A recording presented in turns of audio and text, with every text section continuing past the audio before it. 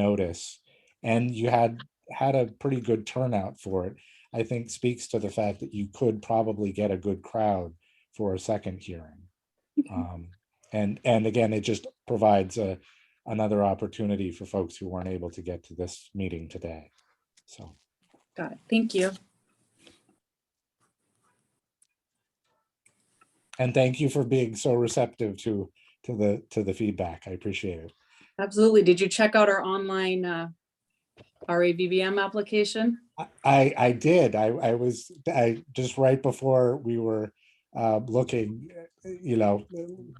logging in for the meeting. I was taking a look at some of the changes. It looks good. So great, thank you. Yeah.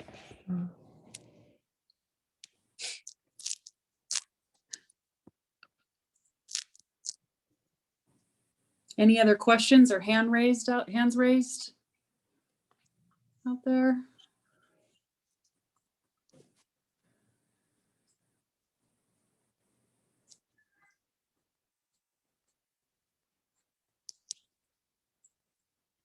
Paul.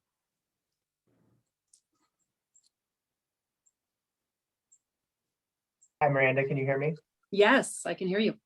So, hi, I'm Paul Spencer. I also work at Disability Rights California with Gabe Taylor. I'm a staff attorney, and Gabe didn't really toot his own horn. Gabe's done VCA implementation all over Southern California, and I've done it statewide. But Gabe's definitely an expert on what it looks like in Southern California, and Gabe and I reviewed the election administration plan together, and we submitted written comments about an hour ago. So we really hope that you're able to look at our written comments. But if I could just add a few points on to Gabe's, and I don't, by no means do I want DRC staff to hog up the public comments. So if somebody else raises their hands, I'll be quiet. And also take it with a grain of salt. I live in San Diego County, so you probably don't want someone from San Diego telling you how to do things. But Gabe and I do, we have seen the VCA implementation in other counties.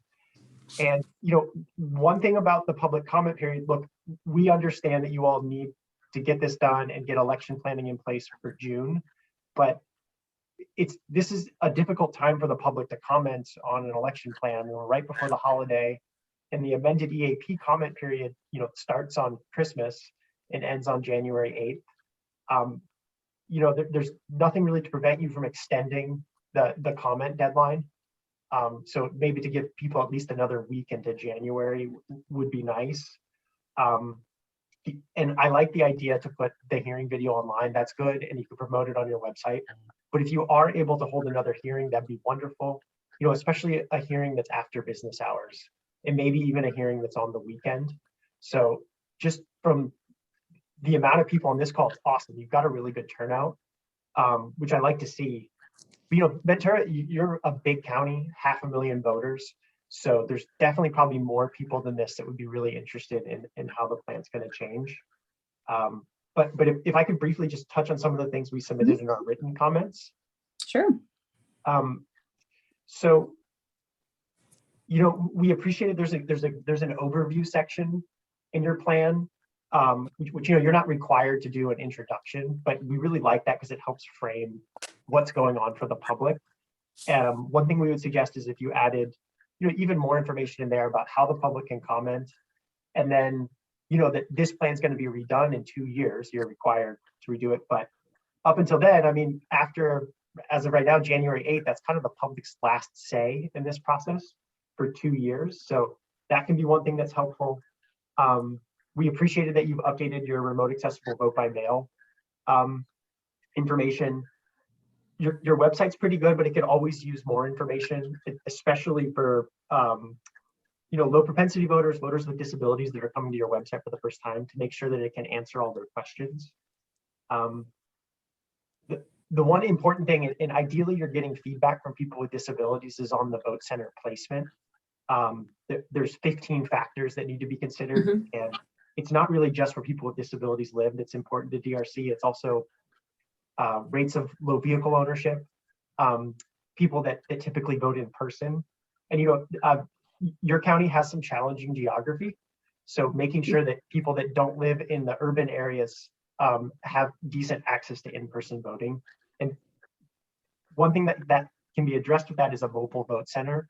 Mhm. You're not required to have one, but the plan needs to consider a consideration of the mobile vote center. So that was one thing that was missing. It also, given for disaster resilience, it can help with wildfire response. And we're not saying that you should buy a fancy mobile vote center like Orange County has, but you might still, in smaller towns in the county, you might want to set up a pop-up mobile vote center, even if it's just for one day, Mhm. because that can allow some more in-person voting access. Another thing in the election administration plan, which needed more detail, is it's supposed to include a funding comparison of short-term and long-term costs. And that's not in the plan. It really doesn't have enough information. It's also supposed to address disparities in participation for voters with disabilities. So, I mean, these are some of the plan requirements that need to be in there. Mhm. And it's a draft. We understand. And I don't just want to focus on the negative. We did like the plan's well organized, it's well written. But the more detail, the better is our opinion. And we do appreciate in a number of areas the county's going beyond the BCA requirements. Like we like to say that the BCA is like the floor, and you can go beyond it and kind of mold it to how it best fits your county. And sorry, one other thing on the funding was the education and outreach budget. That really needs more information, because that's something that's really important for voters with disabilities, is to make sure that the BCA's requirements to use all the different forms of media, that is funded in a way that's really going to reach voters about their options to vote. Because we don't want people to think this is just a vote by mail election. Right. We want voters with disabilities to know that. I know I'm kind of preaching to the choir here a little bit, but that stuff isn't really in the plan, and it would be a stronger plan if it was included. And again, a lot of that's in writing, and Gabe and I are always happy to answer questions. We obviously don't know everything, but we've been watching this law and how it impacts people with disabilities statewide. And we do appreciate that the registrar has been receptive to DRC's input in your election planning, and that you've had committees for voters with disabilities for a long time. So that's great. And that's all I had for now. Thanks for listening. Yeah, absolutely. And you and Gabe have been a great resource for us. So thank you as well. And Miranda, the other thing I just wanted to add to Paul's point about the education and outreach efforts. I mean, when it comes to looking for sites for the workshops, I mean, one option is to reach out to the organizations that are a part of the VAC and see if they have or know of locations that might be good to bring this workshop to, because that's a way that you can get out into the community and really bring the discussion to the actual voters themselves. And so instead of hosting it at the registrar's office, I mean, it might be worth at least exploring that option to maybe go outside to an outside location to maybe host that one or both of those meetings.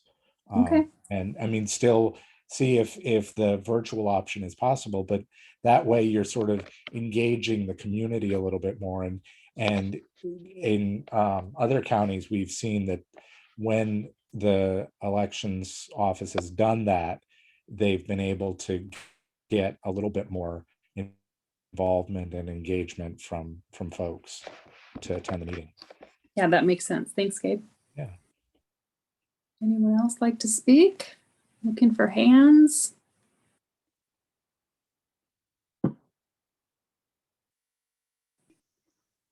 we have any more questions? Any questions or comments coming from the translated meetings? So we'll thank you again for the feedback today, Gabe and Paul, and we'll also take a look at what you sent us prior to the meeting. Anything further comments or thoughts that come up? Please email us elections@ventura.org. You can call us 805-654-2664. And at this point, without any further questions, I just would like to thank you all for attending today's hearing and wish you happy holidays from everyone at the Clerk-Recorder Registrar's office. Thank you for attending.